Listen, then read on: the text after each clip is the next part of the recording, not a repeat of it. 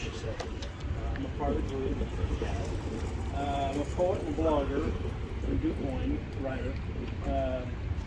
I'm a publisher for the Art Crime blog online. It's a true crime fiction magazine. Hello! I publish poems and flash fiction in magazines, and I've also published an ebook on addiction recovery called Made Free, Overcoming Addiction, and a recent ebook of poems called Against the Man. I can also be found on medium.com. And I'd like to read a poem to you. I got several poems, 15 minutes worth, so I don't know if I'm going to read all of them, but we'll give it a shot. All right, this is called the Frog Ballad. Terry the Tadpole swam with his friends in the vernal pool in the springtime field. He swam here and he swam there. He swam and he swam, like all tadpoles can. But one day he saw his pool was growing quite small, and that's not all. His tail seemed to be falling off. "What's wrong with my world?" he said. "The pool is drying up in the blazing summer heat, and I seem to be growing legs. My friends are changing too. What in the world will we do?" All the tadpoles asked the bullfrog. He said, "Grrrr," in reply. "Yes," Terry said, "that's what we do. We go to the big pond across the way. And look, we have legs for hopping now. It must be our destiny." So as the tiny pool dried up, the frogs journeyed to the big pond. They hopped and hopped along. Little did they know the dangers that await. Terry led the merry crew through the fields and forests new, till they came to a road hard as stone, with monsters roaring along. "We got to cross the road. Can't you see the big blue pond?" "But we'll get smushed," they cried as the monsters whooshed by. "No, I'll keep watch for you," Terry said. "Now go, we have time." So the frogs took off without a whine. They hopped and hopped across the road. "Come on, Terry," they yelled, "it's your turn." Terry hopped as the monster came. It roared down where Terry lay. He hopped again and dodged the whoosh, but another came to give the smush. Terry hopped like an insane game as the monsters roared by. "Hop, Terry, hop," his friends all cried. "You can do it, you're almost there." Terry was scared, but he was tough and swallowed his fear.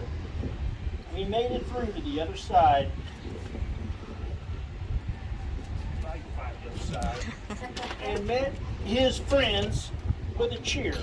And that's the ballad of Terry the Frog, when he and his friends hopped to Big Pond. They grew up and woke up to something new, and their families are still there today. So that's the ballad, the Frog Ballad. Yes. All right, this one here was a regular day down in Du Quoin.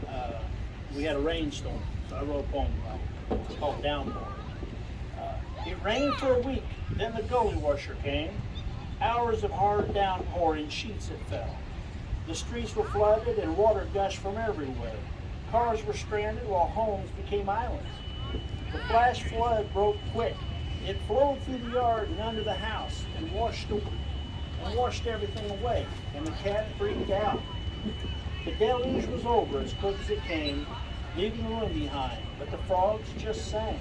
They sang and they sang, all night long they sang.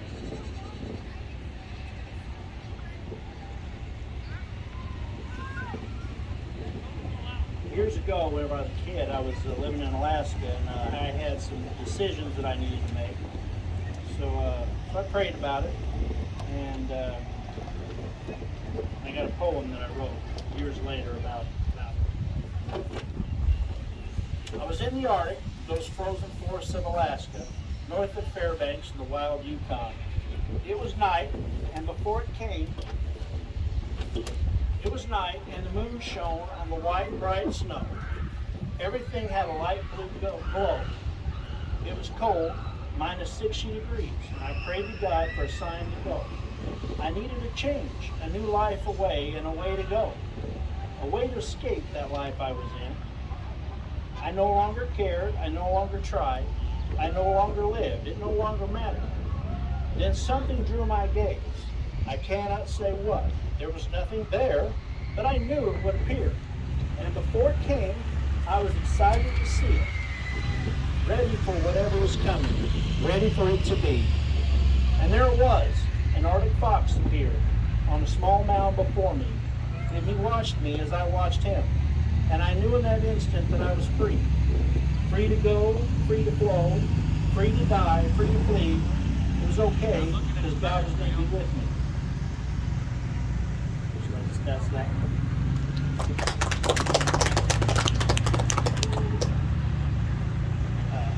Sometimes poems just come to me, the concept or the idea, with very little work needed.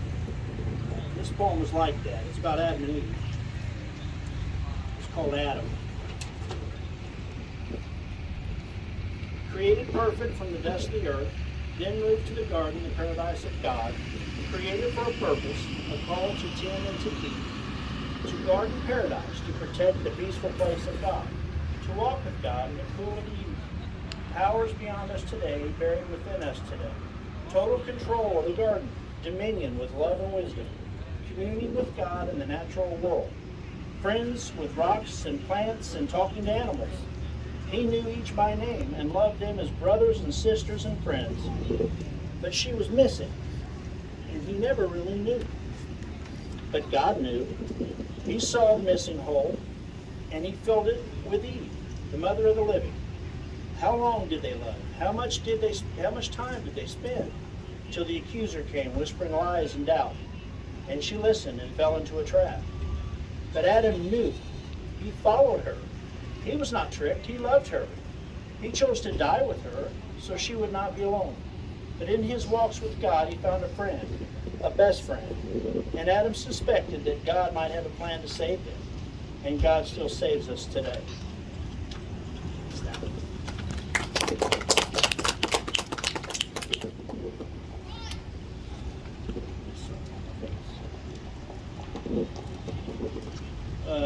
I was in D.C., Washington, D.C., and I went past the Vietnam War Veterans Memorial there.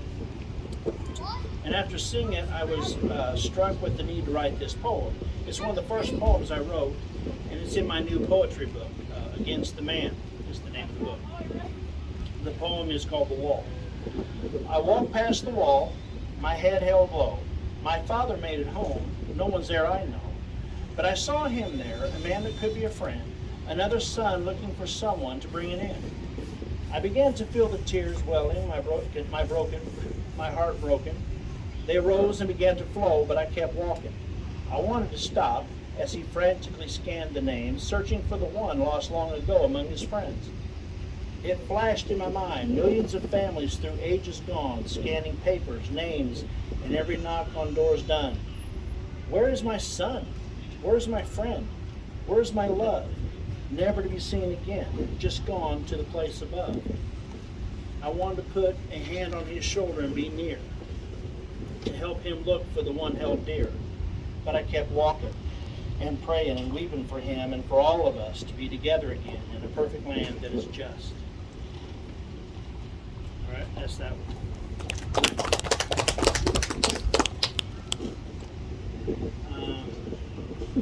The next two poems are from a book that I just released. It's an e-book online. It's called Against the Man. That last one was too, but these next ones are from. I'll read them.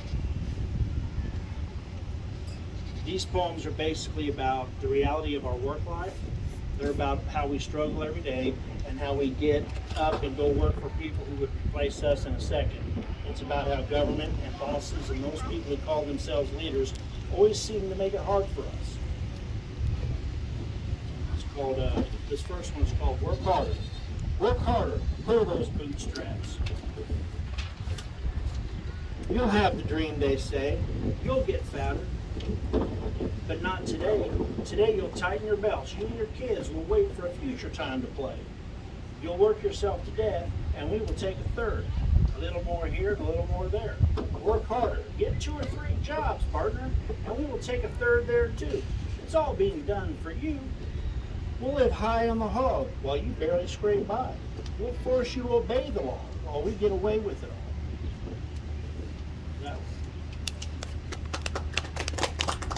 this one here, In My Lifetime is the name of this one. In my entire life, the worst things to come upon me has come at the hands of respectable people who call themselves good. It has not been scary men in dark shadows. It has not been those people across the sea. It has not been the con man stealing my soul. It has been men and their wives who own businesses and lands and courts and governments and religions too. It has been petty tyrants desiring to be kings, making life hard for those just trying to get by. It has been leaders who claim to stand against evil men. But what about rulers who destroy families with a stroke of a pen? What about those men? Every day is something new. Every day is some new rule created for those who obey. Every day the fearmongers work to sell a new law to those they will betray. When will it end? When will our time be done? When will the rich man weep while the worker has his fun? How long until we all rest? How long until we all can sit and watch the sunset? How long until we all can live that long, lazy dream? Will it be in my lifetime?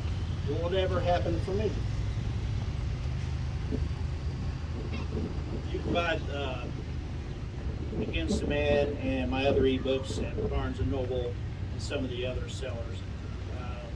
And I got another poem here. I'll go ahead and read it, try and fill some time. It's a limerick.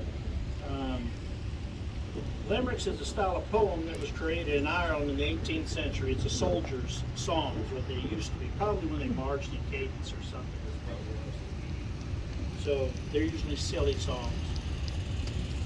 I was at the local Walmart where someone sneezed along with a fart. At first I was stunned. Then I started to run and stumbled over my cart. I knew the germs were in the air and that I was getting my fair share. So I accepted my fate to sit grimly and wait, armed with chicken soup and a prayer. And I got some other ones.